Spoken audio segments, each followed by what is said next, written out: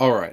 I want to take you inside a tech loop debriefing room, and I'm going to do it in depth. I did a shorter version of this on the TikTok, and I think that it's important to understand this because it's one of the most misunderstood stages in tech hiring. And I think that's because most people who participate in interviews have not been in a debrief loop. And there's a magic that happens there that I want to take apart and help you understand so it feels less scary if you're a candidate. So the first thing to understand is how a hiring manager constructs a loop. What we do is we look to bring in three factors. First, we want to understand, do we have enough signal or coverage from people who will be working closely with this role?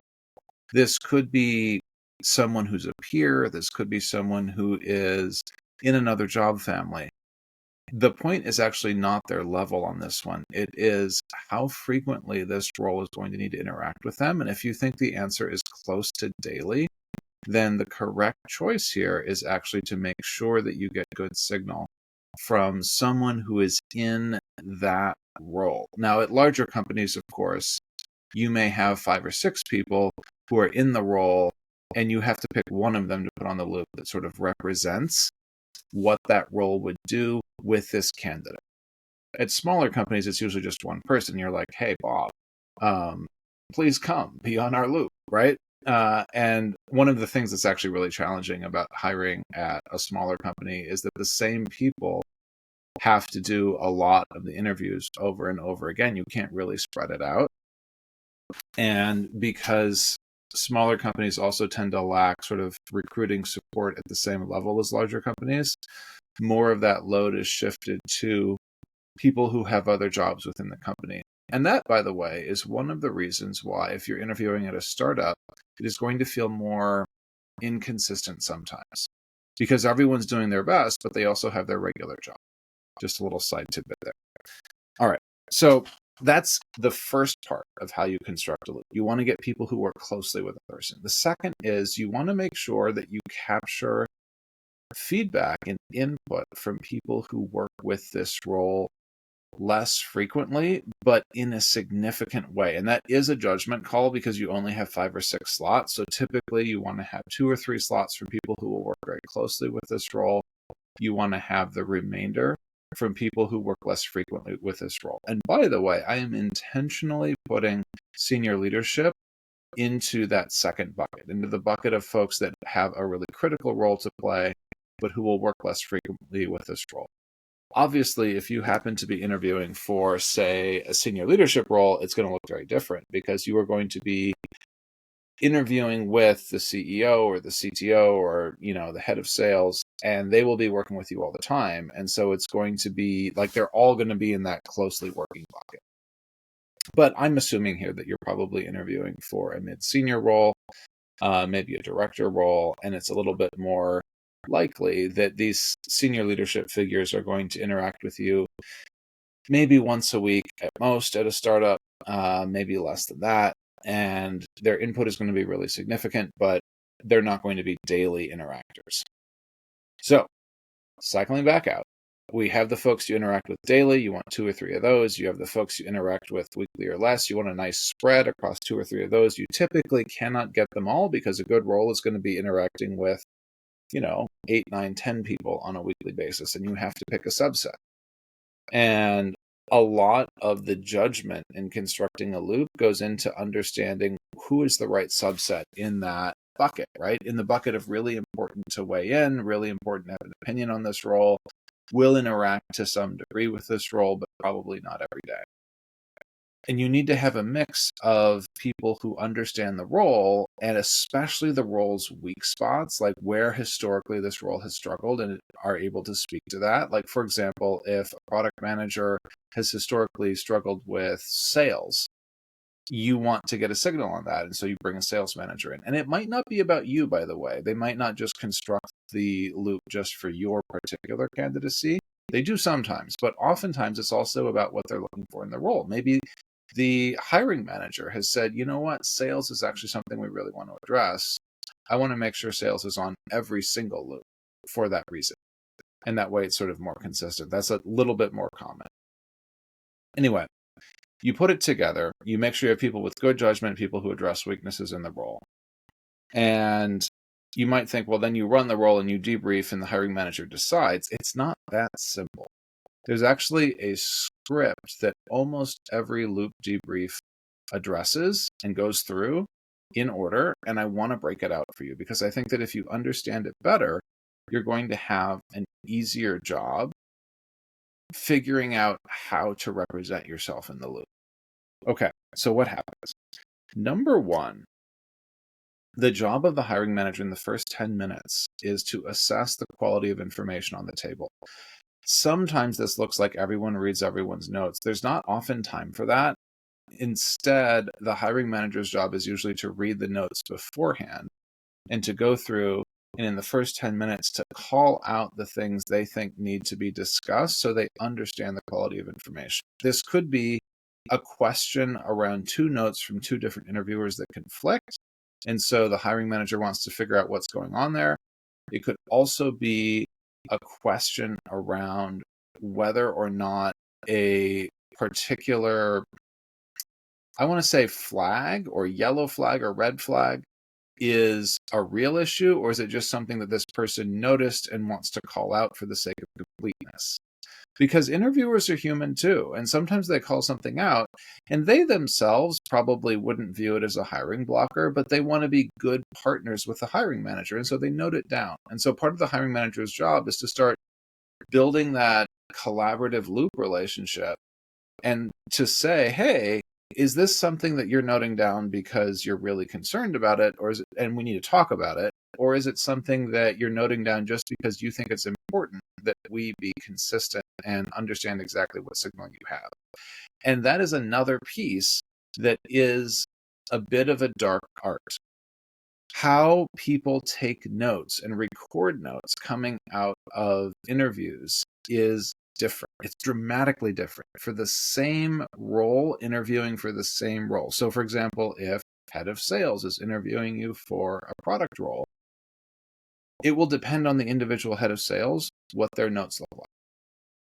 In general, if you are wondering how do these notes emerge and what happens, the more, I want to say the more influential a person is in the process, with the exception of the hiring manager, the shorter their notes will be and the more they will be communicating their opinion verbally. And that is one of the nuances that the hiring manager needs to negotiate as they walk through the debrief, is who has more information in their head, but they've been too busy to write it down. This will often happen with C-suite folks where they have a really nuanced perspective on this candidate, but they do not have time to write a complete set of notes. So they put like 3 lines down, and then you have to sort of tease out what's relevant and have that conversation live. And that brings me to the second part. So the first part is assessing the quality of information. The second part is actually pulling at the ambiguity in the space. You want to, as a hiring manager, push for clarity here. You want to really understand what is it that is not clear about this candidacy, about the information we have on the table, and how yellow are the yellow flags that we see. There are almost always yellow flags. So if you think you're going to get through an interview with 6 people and no one is going to have questions, I got news for you. It ain't happening.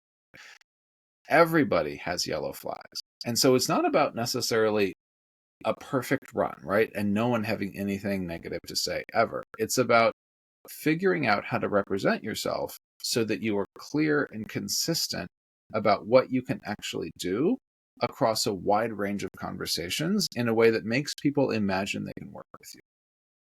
And that matters because at the end of the day, one of the things that trips people up the most is they think that they can get away with different stories or different perspectives or even the same anecdote multiple times with different loop interviewers.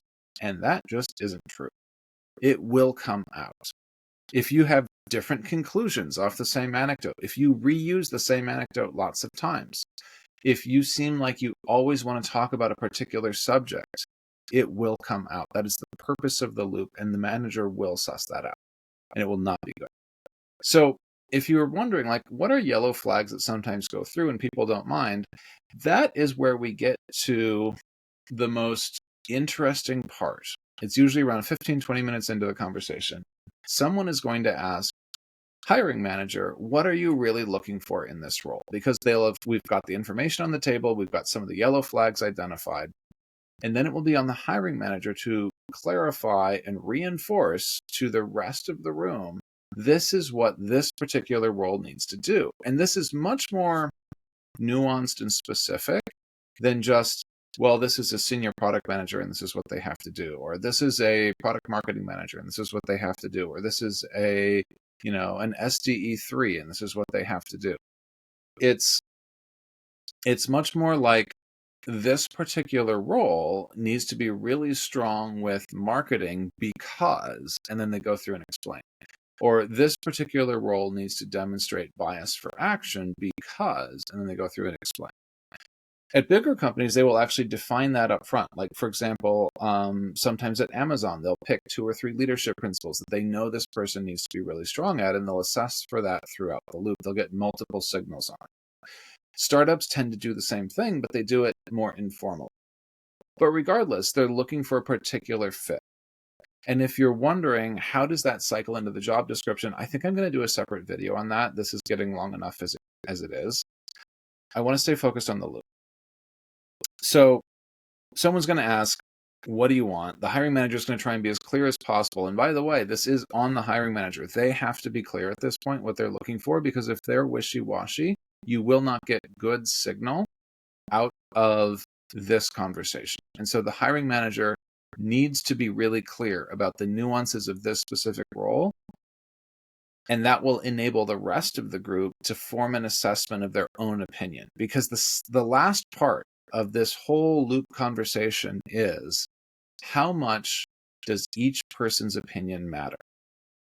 And so everyone came in with an initial opinion. Everyone came in with some of the information on the table, and the hiring manager needs to sort of walk the group through assessing the information, calling out the yellow flags, understanding what's in the role and what the nuances are, and then finally figure out, with a second assessment, how much importance should we place on each person's opinion at the table? Because I have seen hires go through when one person was opposed. I have seen hires go through when 2 people were opposed. I've seen rooms flip-flop from 90% in favor at the start of the conversation to 90% opposed. And it all happens because you understand what's on the table from an informational perspective. You understand what's valuable in the role. That's the magical part. And then you reassess your opinion. And the hiring manager needs to guide through that last bit so that everyone can provide a reassessed perspective. Oftentimes at larger tech companies, that is like a second vote that is taken. Sometimes it's less formal than that at smaller companies, but the spirit of it is the same. Like, you are reassessing your view on the candidate after the information and the conversation that's transpired. And so when you reassess, the final choice is really up to the hiring manager. Do they want to move forward with this candidacy? And I will tell you, as someone who has had to make really tough calls, you almost never move forward if there is there's two situations, I will say. One is if there's any kind of strong no.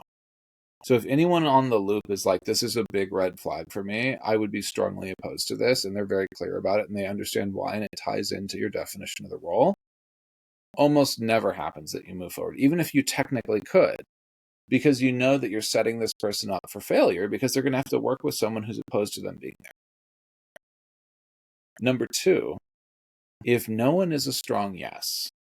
And so if you walk through at the end of the time and everyone gives their opinion and most people are like, yeah, it's okay. Like, I think probably it would fit.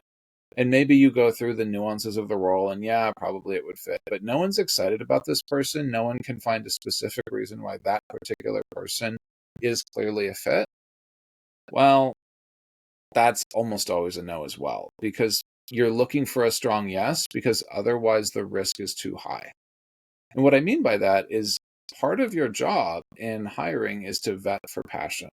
You're vetting for passion for this particular role. And sometimes people will tell me they get really frustrated by that. And I get it. But finding authentic passion for a role gets more and more important the more senior you get. And it's less and less acceptable to not have that passion. Because if you don't have that, you're not going to bring the curiosity. You're not going to bring the drive. that you need to solve really hard problems in tech. And that's why they look for passion. So if you want to succeed, where are we wrapping up here, right? If you want to succeed through a loop process that looks like that, we're stepping away, we've seen the inside of the loop debriefer. What are the takeaways for you? Number one, be clear and consistent. I think I said it earlier in this talk, but you got to be clear and consistent in your takeaways, your perspective, your philosophy, your approach to the role. If you're not, and you're just guessing, the inconsistency will come out. Number two, do not be excessively repetitive. Don't mistake consistency for being repetitive. They're different things. If you use the same story over and over again, it's just one of the easiest things to flag. Number three, build genuine connection with the people on your loop. I don't mean like find out what dog they like and stalk them on the internet. I mean, find ways to connect with them that help them feel like they are your future colleagues. So that could look like, trading stories about the weather, if it feels like that's natural at the top of the conversation, and then you kind of get into hobbies that are outdoors, who knows? It can also look like work. It can also look like talking about the craft and the challenges of the job in a way that both of you find interesting and both of you find really engaging. If you find the conversation flowing with multiple interviewers in a loop, that's usually a really good sign. Another one that I think is really important to take away is you need to have confidence in yourself that this process is designed to help you find a fit. And so if you come through as excessively nervous, it's not that people will penalize you for the nervousness, it's that the nervousness will obscure the signal of your candidacy. So think about ways that you can intentionally relax. Do breathing exercises, something, whatever works for you. Because if you can be a little bit more relaxed and a little bit more confident that this process is designed to get signal on your candidacy in a way that makes sense for both parties, then you will be able to be at your best. You will be able to convey who you really are. And that is the highest quality way that you can increase your chances to get the role. Convey what your skill set really is. Convey what the nuances of that skill set are through the stories that you tell. Convey your leveling by talking about the impact of what you bring to the table. Build genuine connections with people on each of the interviews in the loop as much as you can. That's your best shot. And also, ask good questions. I may do a separate video on that. Ask good questions that help the interviewer imagine what it's like to work with you. Yeah, that sounds like another video. We'll do another video. All right, this has gone on long enough. That's how you construct a loop as a hiring manager. That's how you do a debrief on a loop. So if you've never been in one, that's what it's like. And finally, those are the tips that you need to succeed if you are participating in a loop. All right, I'll see you next time.